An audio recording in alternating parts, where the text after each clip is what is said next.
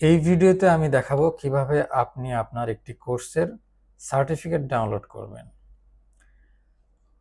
প্রথমে স্টুডেন্ট ড্যাশবোর্ডে চলে আসবেন, সেখান থেকে মাই কোর্সেস অপশানে সিলেক্ট করবেন।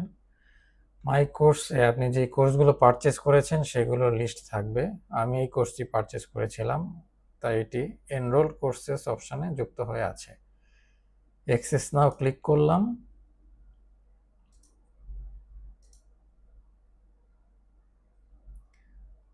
এখানে দেখতে পাচ্ছেন দুটি মডিউল আছে, মডিউল 1, মডিউল 2। আমরা মডিউল 1টি প্রথমে দেখব।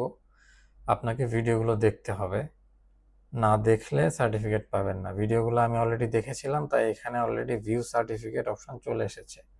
এই অপশানটি শুরুতে থাকবে না, যখন আপনারা ভিডিওগুলো দেখে ফেলবেন তখনই এই অপশানটি এখানে চলে আসবে। তো আমরা ভিডিওটা দেখলাম।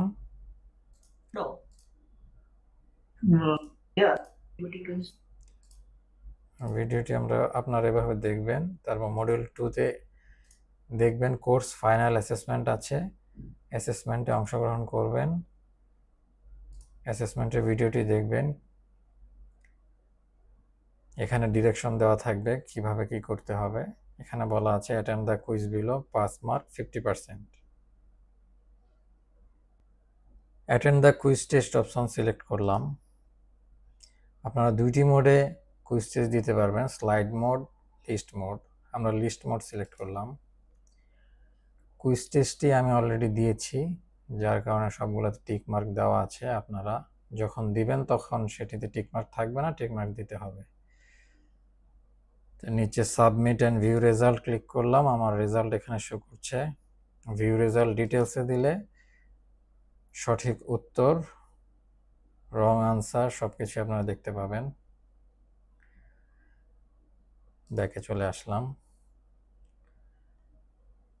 আপনারা চাইলে বাম পাশ থেকে কোর্স সার্টিফিকেট যে অপশনটি আছে সেটিতে ক্লিক করেও সার্টিফিকেট ডাউনলোড করতে পারবেন। ক্লিক করলাম। এই যে আমার কোর্সটি এখানে দেখতে পাচ্ছেন, সার্টিফিকেট অপশন আছে, সার্টিফিকেটে ক্লিক করলাম। সার্টিফিকেটটি জেনারেট হয়ে গেল। আমরা পিডিএফ আকারে সেভ করে নিব। সেভ করে নিলাম, হয়ে গেল।